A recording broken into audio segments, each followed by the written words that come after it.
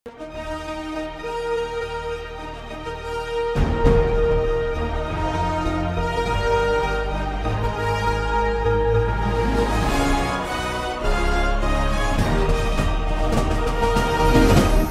பார்த்து கொண்டிருப்பது உங்கள் ஜாஷுவா டிவி, சகல ஜனங்களுக்கும் நற்செய்தி.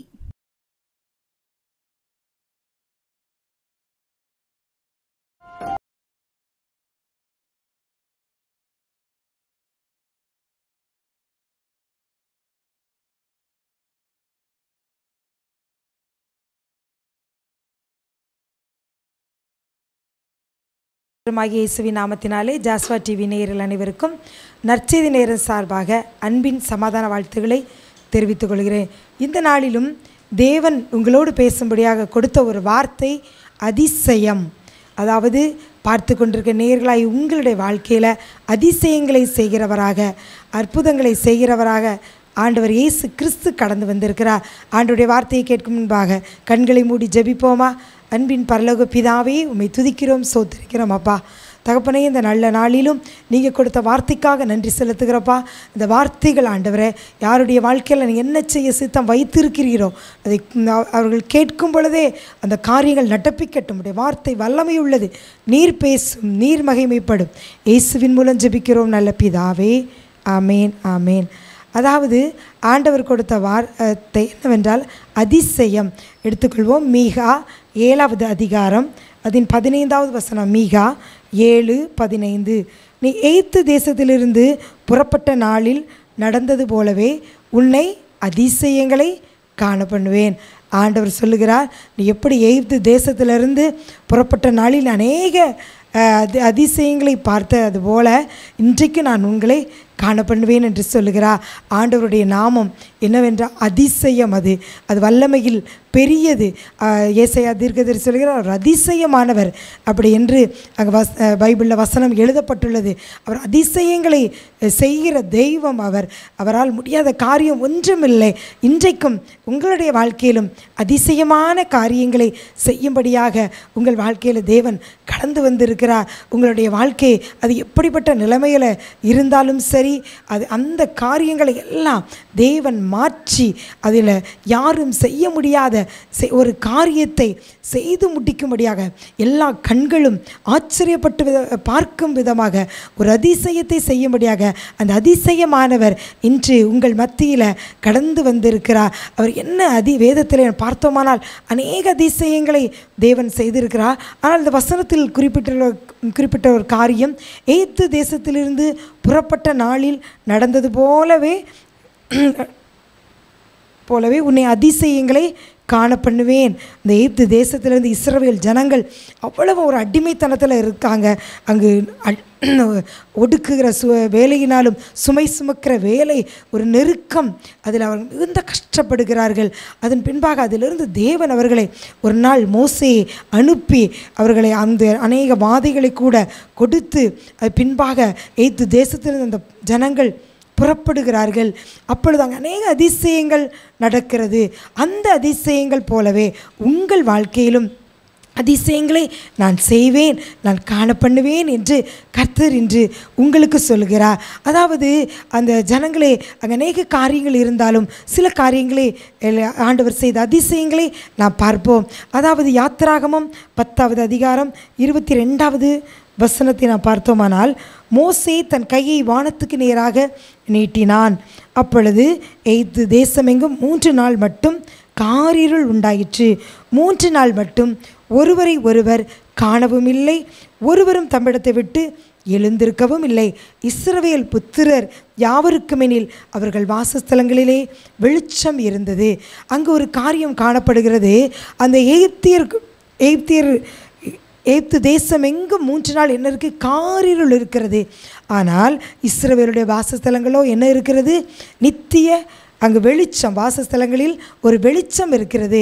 இன்றும் இதை பார்த்து கொண்டிருக்கிற உங்கள் வாழ்க்கையிலும் ஒரு இருள், உங்கள் வாழ்க்கையில் இருளான காரியங்கள் வியாதி நிமித்தமாக வந்து இருக்கலாம், இல்லை உங்கள் பாவ பழக்கத்தின் நிமித்தமாக ஒரு இருள் உங்கள் வாழ்க்கையை ஆக்கிரமித்து கொண்டு இருக்கலாம், இல்லை கடன் என்கிற ஒரு காரியம் உங்கள் வாழ்க்கையை இருட்டுக்குள் தள்ளி இருக்கலாம். நீங்கள் இருளான நிலைமையில் நீங்கள் அந்த எங்கும் ஒரு காரிருள் சூழ்ந்திருந்தது அந்த எகிப்து தேசத்தில், அதுபோல் ஒரு காரிருளுக்குள் நீங்கள் அகப்பட்டு இருக்கிறீர்களா?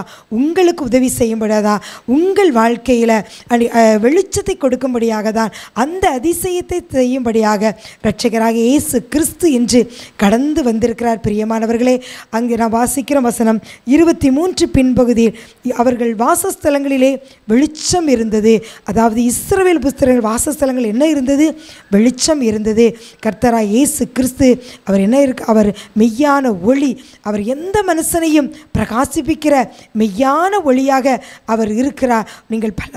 நீங்கள் பாவ பழக்கத்தில் இருக்கிறதுனால உங்கள் வாழ்க்கையில் ஒரு இருள், அநேகரால் நீங்கள் வெறுக்கப்பட்டு, அநேகரால் நிந்திக்கப்பட்டு, அவமானப்பட்ட சூழ்நிலையில், மனிதர்களால் புறக்கணிக்கப்பட்ட நிலைமையில் நீங்கள் இருக்கலாம். உள்ள வியாதி நிமித்தம் உங்கள் சரீர அவயங்கள் பாதிக்கப்பட்டதுனால ஒரு இருள் உங்கள் வாழ்க்கையில் சூழ்ந்து கொண்டிருக்கிறதுனால் நீங்கள் கண்ணீர் வடித்து கவலைப்பட்டு கொண்டு, என் வாழ்க்கையெல்லாம் இருளாக இருக்கிறது, எப்பொழுது என் வாழ்க்கையில் வெளிச்சம் வரும், என் வீட்டில் எப்பொழுது இப்படி ஒரு வெளிச்சமான சூழ்நிலை காணப்படும். அதாவது வெளிச்சம் என்றால் என்ன? அந்த வீட்டில் ஒரு மகிழ்ச்சி, சந்தோஷம், எல்லாருக்குள்ள ஒரு ஐக்கியம், மருத்துவமனைக்கு செல்லாத நிலைமை, இன்னும் அநேக காரியங்களுக்காக தேடி ஓடி அலைகிற காரியங்களை விட்டுவிட்டு ஒரு சமாதானத்தோடு சந்தோஷத்தோடு கணவன் மனைவி பிள்ளைகளாக இணைந்து வாழ முடியாத நிலைமையில், ஒரு இருளான நிலைமையில் நான் இருக்கிறேனே, எனக்கு யார் விடுவிப்பா?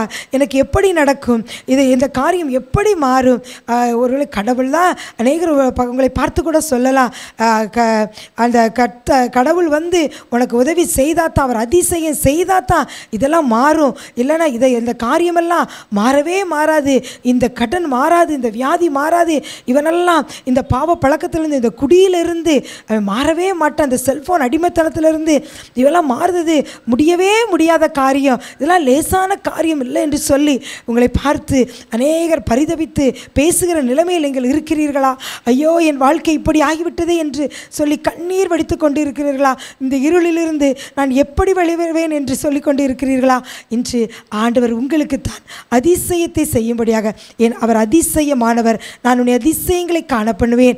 அன்றைக்கு எகிப்திலே ஒரு இருள் இருந்தாலும் இஸ்ரவேல் வாசஸ்தலங்கள் எங்கும் வெளிச்சம் இருந்தது.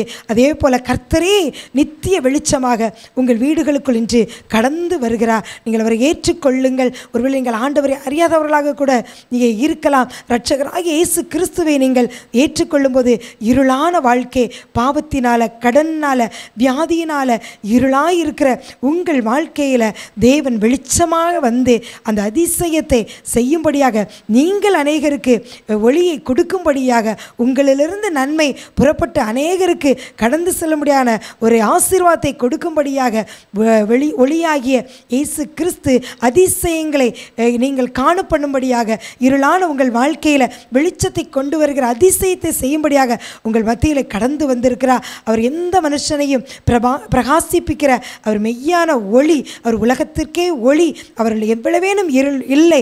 அந்த மெய்யான ஒளி உங்கள் வாழ்க்கையில் வரும் பொழுது உங்களுக்குள்ள இருளாக மாறுகிறது.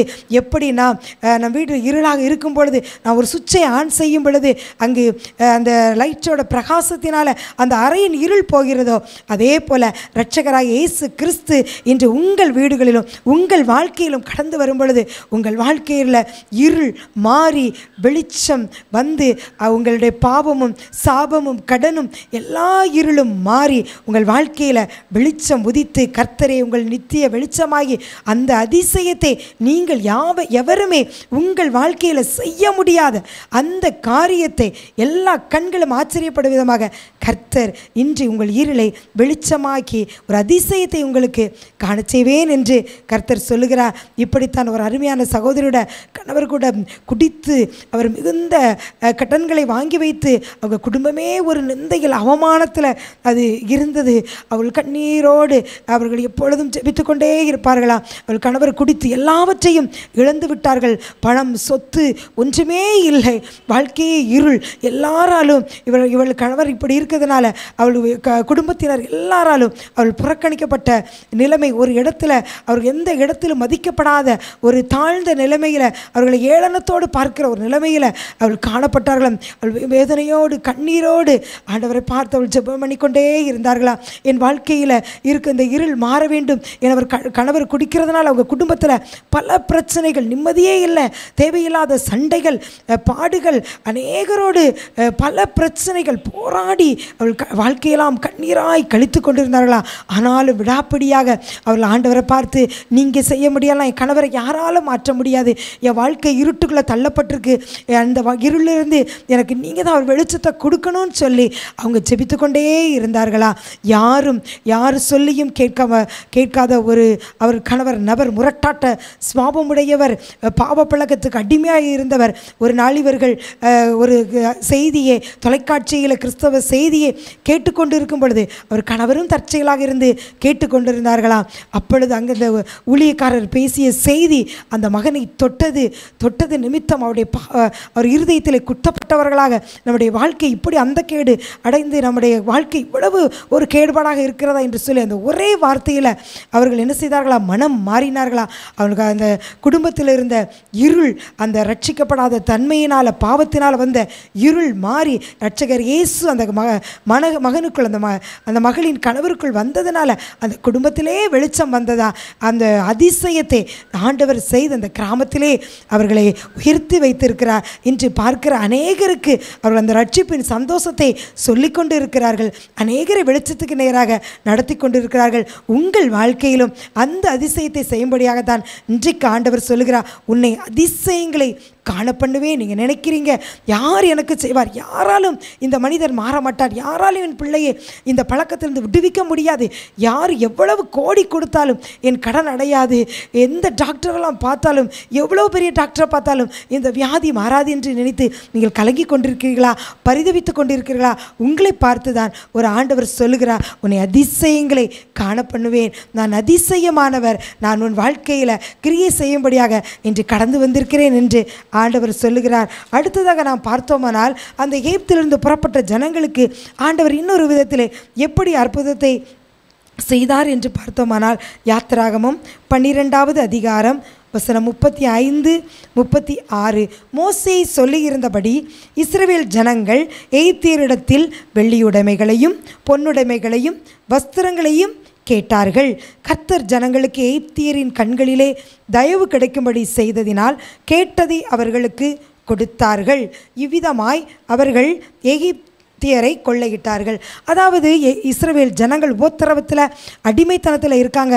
அவங்ககிட்ட ஒன்றுமே இல்லை, அவங்க பாடு கஷ்டத்தில் தான் அவங்க இருக்காங்க. ஒன்றுமே இல்லாத சூழ்நிலையில் மோசையிட்ட ஆண்டவர் ஒரு ஆலோசனை சொல்கிறாரு, நீங்கள் இந்த தேசத்தை விட்டு எகிப்தை விட்டு கடந்து போக போகிறீங்க, அதனால் இந்த எகிப்தியர்கிட்ட வெள்ளியுடைமைகளை பொன்னுடைமைகளும் கேட்டு வாங்குங்கள் என்று சொன்ன பொழுது அவர்கள் என்ன செய்கிறார்களாம், எகிப்தியர் கண்களை தயவு கிடைத்து அவங்க என்ன செய்கிறாங்க, எதையுமே கேட்கல. இவ்வளோ நாளும் அவங்களுக்கு கீழே அடிமையாக இருந்தாங்க இஸ்ரவேலர்கள். அந்த அடிமைகள் கேட்கும் பொழுது இந்த எஜமானன்கள் இந்த நாட்டில் உள்ளவங்க என்ன செய்கிறாங்க, அதை வெள்ளி உடைமையும் பொன்னுடைமையும் ஏன்னே கேட்கல. அவங்க என்ன செய்கிறாங்க, அவங்க கேட்டதை அப்படியே அவர்கள் என்ன செய்கிறார்கள், கொடுக்கிறார்கள். அதற்கு முன்பதாக பார்த்தால் இஸ்ரவேலுடைய வாழ்க்கை பரிதபிக்கப்பட்ட நிலைமை, ஒன்றுமே இல்லாத ஒரு வெறுமை, அந்த ஒரு வறட்சியான ஒரு வாழ்க்கை கஷ்டமான சூழ்நிலையில் காணப்படுகிறது. இன்றைக்கும் வெறுமையான இருக்கிற உங்கள் வாழ்க்கையில் பொக்கிஷமாக எப்படி வெள்ளியுடைமைகளையும் பொன்னுடைமைகளையும் கொடுத்து கர்த்தர் அவர்களை அங்கிருந்து புறப்பட பண்ணினாரோ, அதுபோல் நீங்களும் நான் ஒன்றுமே இல்லாத வெறுமையான நிலைமையில் இருக்கிறேனே, என் வாழ்க்கையில் ஒரு அதிசயம் நடக்குமா? என் மகளின் திருமணத்தை நடத்த முடியவில்லையே, அதற்கு எவ்வளவு பணம் தேவைப்படும், ஒரு நகை கூட எனக்கு ஒன்றுமே இல்லையே, எவ்வளவு லட்சங்கள் பணங்கள் செலவாகும், என்னுடைய நிலைமை என்ன, வெறுமையான நிலைமையில் நான் இப்படி இருக்கிறேனே என்று சொல்லி நீங்கள் கலங்கி கொண்டு இருக்கிறீர்களா? ஒருவேளை வியாதி நிமித்தமாக எல்லா பணங்களும் செலவழித்ததுனால உங்கள் வாழ்க்கையில் ஒரு வெறுமை காணப்படுகிறதா?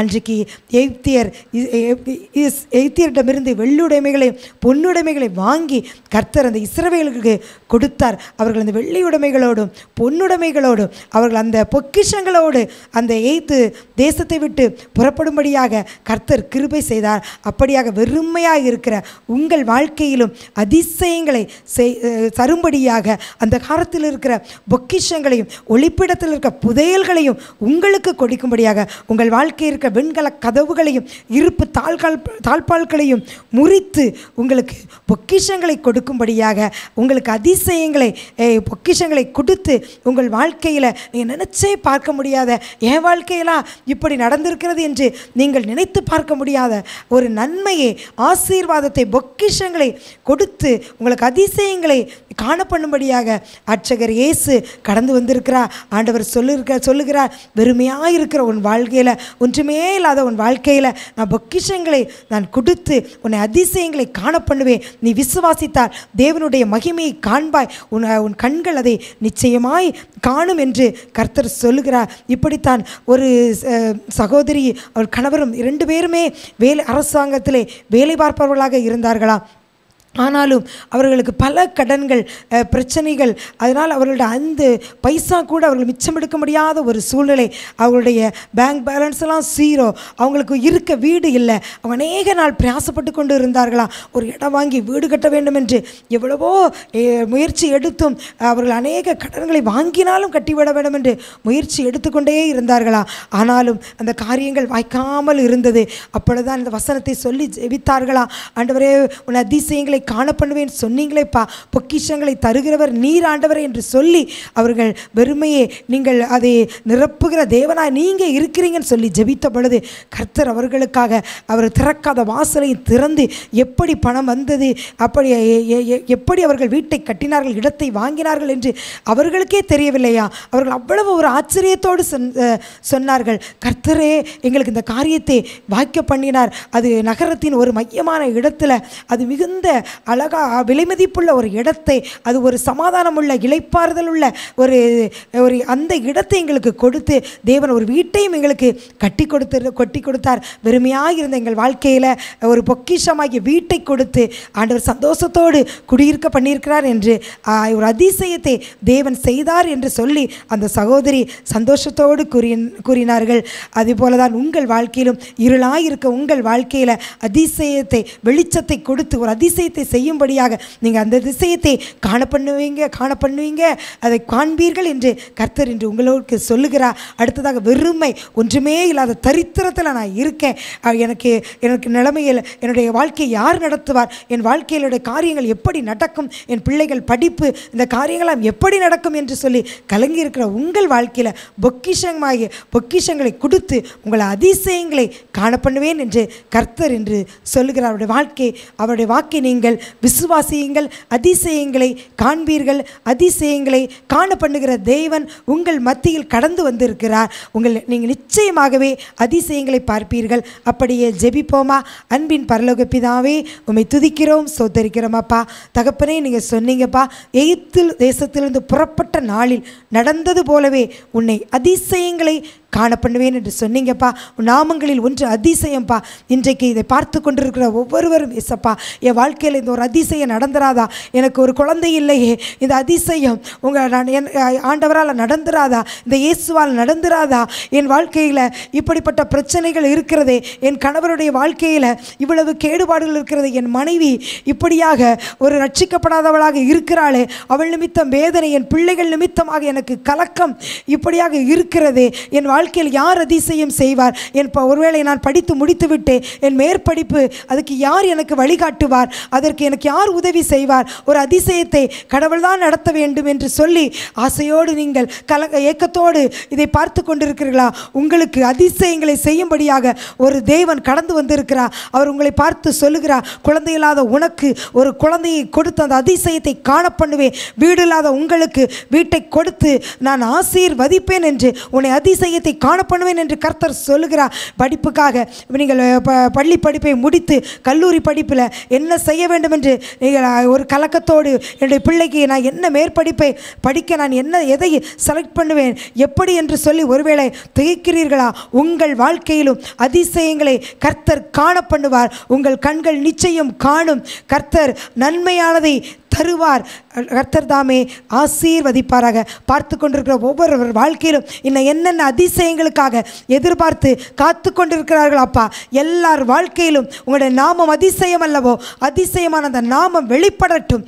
எல்லார் வாழ்க்கையிலும் நீர் நன்மைகளை கொடுத்து ஆசீர்வதிக்கும்படியாக இயேசுவின் மூலம் ஜெபிக்கிறோம் நல்ல பிதாவே. ஆமீன், ஆமீன்.